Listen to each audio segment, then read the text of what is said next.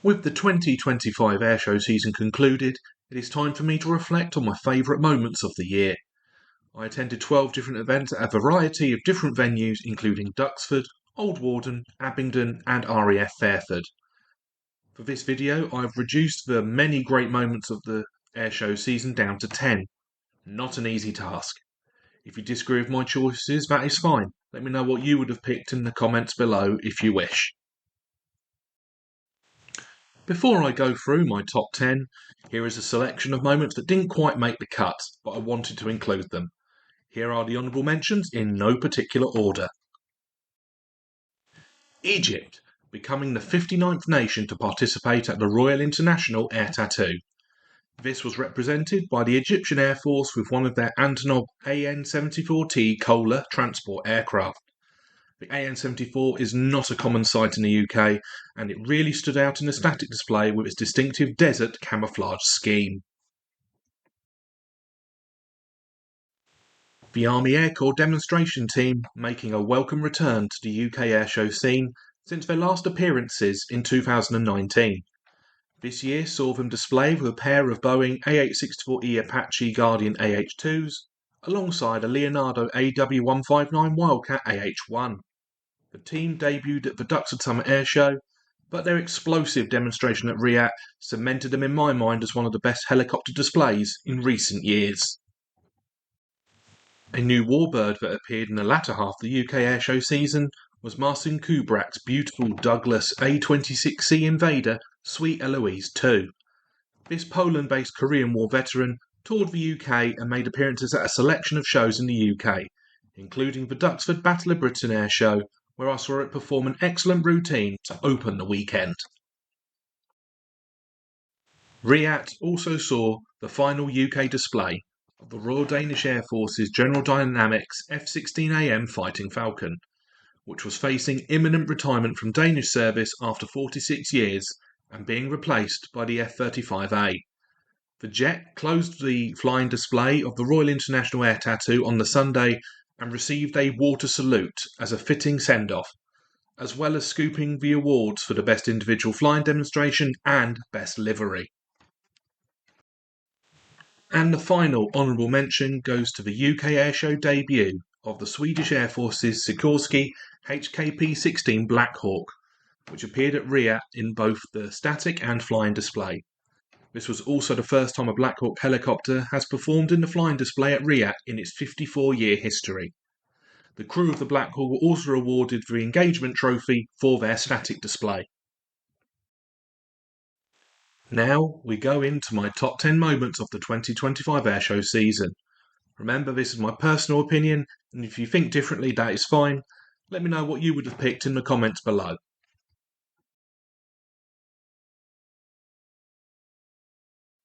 In at number 10 was the rare appearance of the Hellenic Air Force's pair of Dassault Mirage 2005s, which appeared on static display at the Royal International Air Tattoo. This was the first time a Greek Mirage took part in a show since they brought a Mirage 2000B in 1990. The two on display were a single-seat EG variant and a two-seat BG variant. The classic shape of the Mirage 2000 is getting rarer and rarer, and it was fantastic to see them in the UK once again.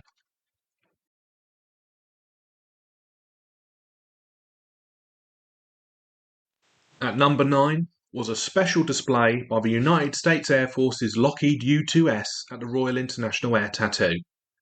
The U-2S was one of the locally based jets at RAF Fairford, and for the first time at a UK airshow, performed in mission fit configuration.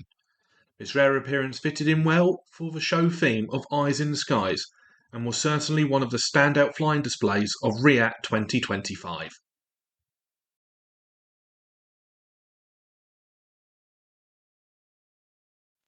Number 8 was the UK airshow debut of Helicheck's Bell AH-1S Cobra at the Duxford Summer Airshow.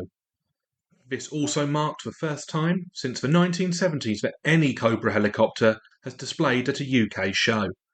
The iconic attack helicopter put on a very entertaining display as the closing segment of the Asian War scenario, which highlighted several different conflicts including the Vietnam War. The helicopter's performance was further enhanced with Fortunate Son flying over the tannoy, setting the scene perfectly.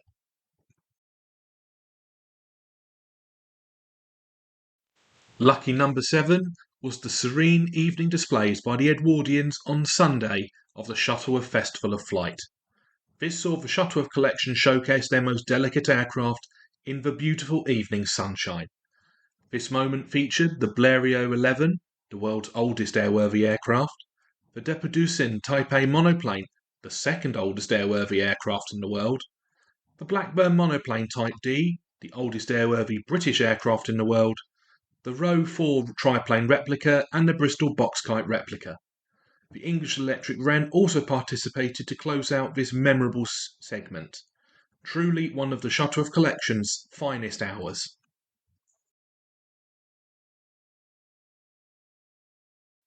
Another UK Airshow debut came in at number 6, which was the Belgium-based Warbird display team with their unique pairing of the distinctive CAC CA13 Boomerang replica and Yakovlev Yak-3 UPW replica.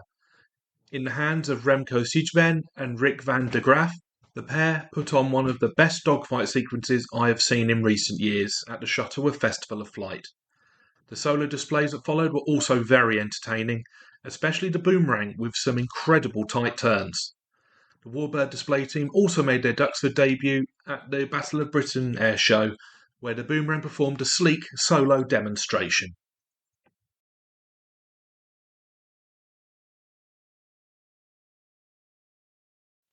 We're halfway there at number 5, with the Finnish Air Force's McDonnell Douglas F-18C Hornet, making a triumphant return to the Royal International Air Tattoo. The Hornet made 2 appearances on all 3 show days with 2 different display pilots, Captain Paulus Hassel Kana and Captain Ville Tuomena, which helped fill some of the gaps left by some of the cancellations leading up to the show. The 2 pilots demonstrated very different styles of display, which were both excellent, though I have a slight preference for Ville's more aggressive performance, pushing it to my second favourite fastjet demonstration of RIAT 2025.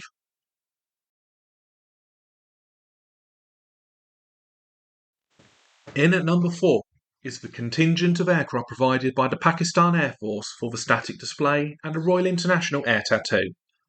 First was their fantastically painted Lockheed C-130H Hercules, which rightfully deserved being presented the Ruag Trophy for being the overall winner of the Concours d'Elegance. Next was the surprise debut of the Ilyushin IL-78MP Midas tanker support aircraft, which wasn't due to remain for static display but did, and was one of the major highlights of the whole show. Finally were the stars of the delegation, the pair of PAC JF-17C Funders, which were well presented for the static display. JF-17s haven't been to a UK show since Farnborough in 2010, and this was the UK Airshow debut of the latest variants, the JF-17C Block 3 aircraft. The Pakistan Air Force absolutely earned the Spirit of the Meat trophy for their contributions and presentation.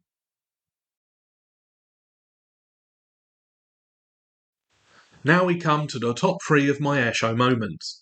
At number 3 was the very rare flying display appearance of the French Navy's Breguet BR-1150 Atlantique 2, aka the ATL-2, at the Royal International Air Tattoo for the Eyes in the Skies theme. The maritime patrol aircraft performed a surprisingly dynamic display, including a pass with the weapons bay open, revealing a dummy Exocet missile. The French Navy are the only operator of the ATL-2 and are very rare visitors to air shows in general, and last time one of these attended a UK show was at RIAT 2012, where one appeared on static display. The type is due to remain in service until 2035, and I hope to see one again before they retire from active service. Placing in the number 2 spot was the Polish Air Force's Lockheed Martin F-16C Fighting Falcon, which displayed at the Royal International Air Tattoo.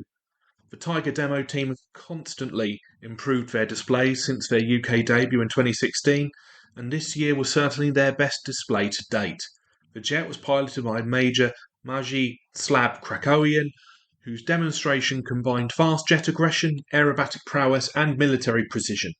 Slab was awarded the As the Crow Flies trophy, as voted for by FRIAT, for the best overall flying demonstration, which was definitely well deserved. This was my favourite solo jet display that I saw during the 2025 season. The airshow industry suffered a great loss with Slab's tragic passing, and I hope his displays in the F-16 are remembered for many, many years to come.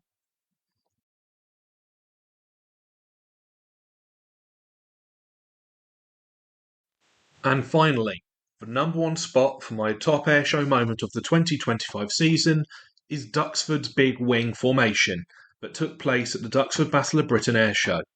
This special formation consisted of 22 aircraft, including 15 Supermarine Spitfires and 7 Hawker Hurricanes.